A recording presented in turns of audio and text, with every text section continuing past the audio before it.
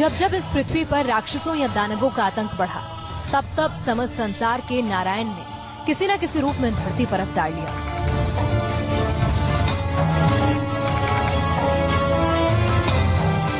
और अपनी शक्ति से धरती पर पाप के बढ़ते बोझ को कम किया है।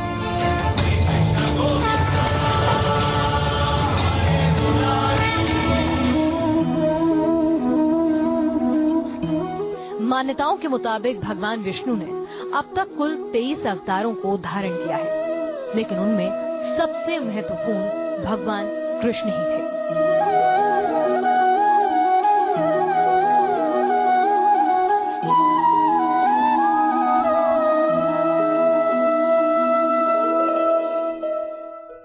पूरी सृष्टि का पालन करने वाले भगवान विष्णु के इस अवतार के सामने धर्म के बड़े बड़े दुश्मन धाराशाही हो गए।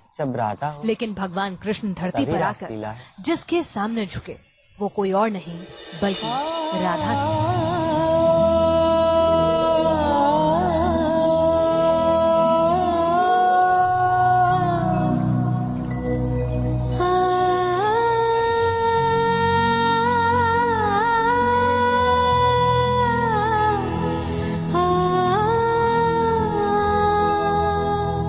कहते हैं राधा और कृष्ण के प्रेम की शुरुआत बचपन में ही हो गई थी। कृष्ण नंदगांव में रहते थे और राधा बरसाने में।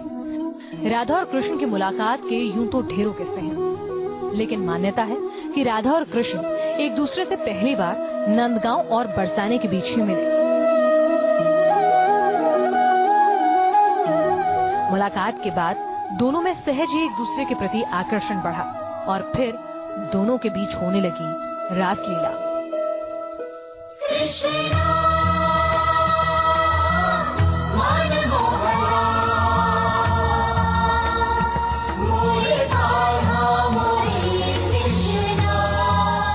मान्यता है कि जिस जगह पर श्री कृष्ण और राधा पहली बार मिले वहीं पर उन्होंने रोज मिलने का वादा किया। श्री कृष्ण और उनकी गोपियां आंख मिचौली का खेल खेलती। राधा कृष्ण की रासलीला के वक्त तीज त्योहारों पर नृत्य का भी आयोजन किया जाता था। रासलीला के दौरान कृष्ण की शरारतों के चलते उन्हें बांके बिहारी भी कहा गया।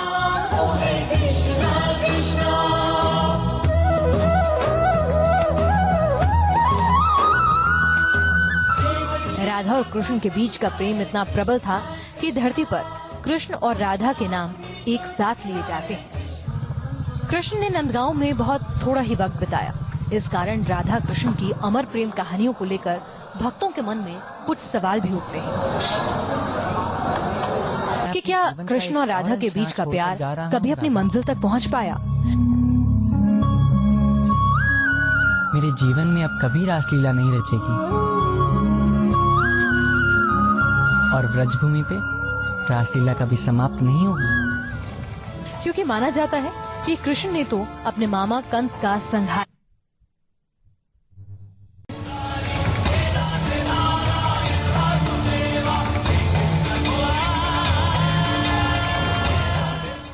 फिर धर्म की रक्षा की खातिर कुरुक्षेत्र की लड़ाई में कूद पड़े कौरवों को हराने के लिए श्री कृष्ण।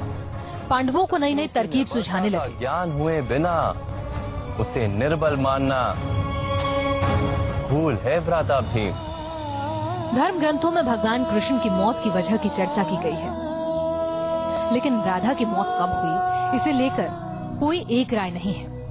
कृष्ण जी और राधा जी को प्रेम के रूप में पूजा जाता है। बाद में महाभारत में भी कृष्ण जी के बारे में काफी जिक्र है और राधा जी के बाद में क्या हुआ इसके बारे में कोई ज्यादा जानकारी नहीं है। कृष्ण जी ने द्वारका का राजपाट संभाला और महाभारत में उनके बहुत कहानी किस्से सुने हैं, देखे हैं।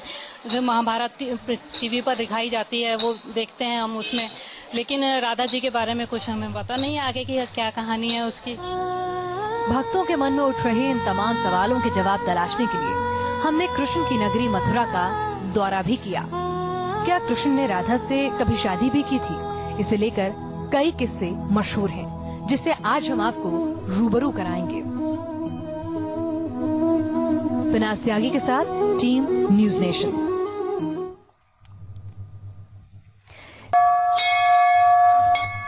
क्या राधा और भगवान कृष्ण शादी के बंधन में बंधे? इस सवाल का जवाब तलाशते हम मथुरा के भांडीर वन पहुंचे।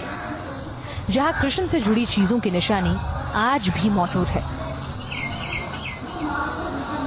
मान्यता है कि यहाँ एक पेड़ के नीचे ही भगवान कृष्ण और राधा एक दूसरे के हुए थे और खुद सृष्टि के रचयिता भगवान ब्रह्मा ने इन दोनों को शादी के बंधन में बांधा।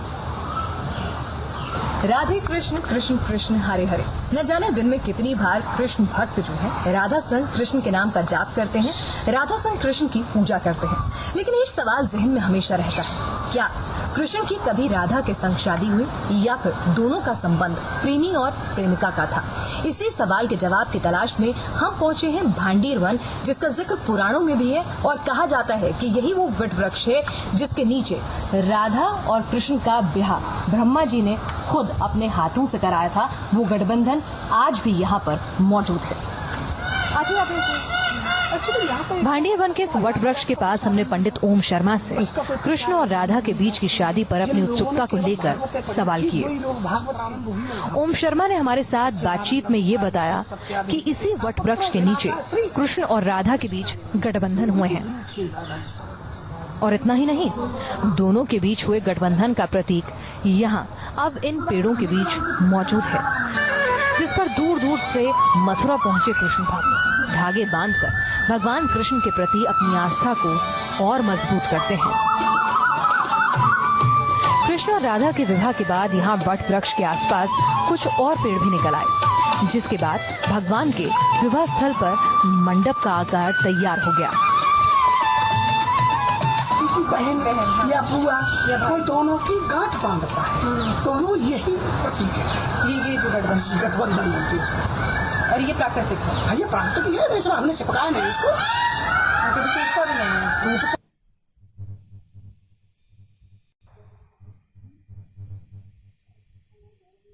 तू मेरे को लाहौर ले चल। अभी साल क्या, ये कुछ ज्यादा पुराना थोड़ी है। इस वृक्ष की उम्र 150 वर्ष है। अच्छा, इसकी उम्र ठाकुर जी के समय की है। अच्छा, ये वाला जो जी हाँ, इसी में से सब आए हैं बढ़ बढ़ करके।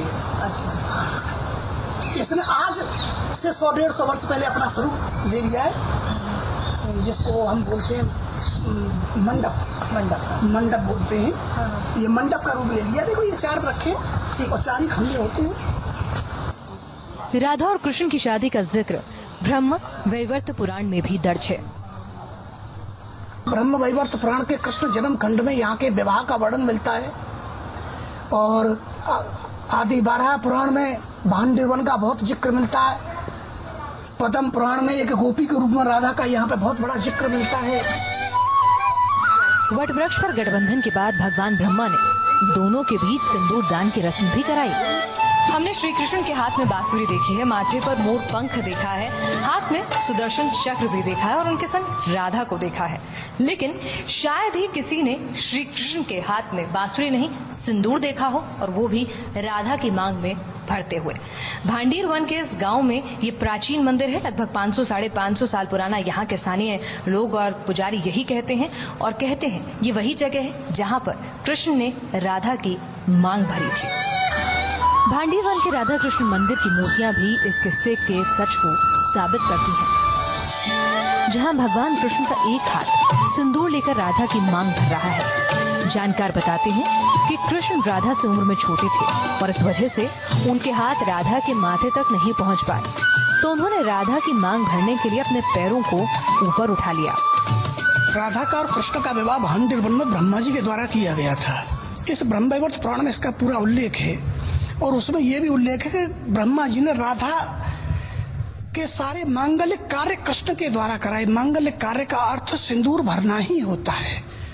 यहाँ पर ठाकुर जी की मांग में राधा जी की मांग में ठाकुर जी ने सिंदूर भरा है, तो इससे तो ये सिद्ध होता है कि राधा रानी ठाकुर जी की विवाहिता पत्नी थी। रही बात बंसी की, यहाँ पर बंसी इसलिए नहीं है कि ये विवाह स्थल है, और विवाह स्थल जिस समय पर ठाकुर जी का विवाह हो रहा था उस समय बंसी ठाकुर जी ने कहीं दूसरे स्थान पर रख दी और अपने हाथ में सिंदूर लेकर के राधा रानी की मांग में भरा जा रहा है। और ठाकुर जी छोटे ही थे उस समय पे, तो उन्होंने ऐसे पैर ऊंचा करके मांग में सिंदूर भरा था। वट वृक्ष के बीच के गठबंधन धन और मंदिर में राधा की मांग भरते भगवान कृष्ण की ये मूर्त उन सारे किस्सों को खारिज करती है जो राधा कृष्ण की शादी पर सवाल उठाते हैं। इन प्रतीकों को देखकर एक बार फिर राधा और कृष्ण के अमर प्रेम के प्रति आस्था और मजबूत होती है।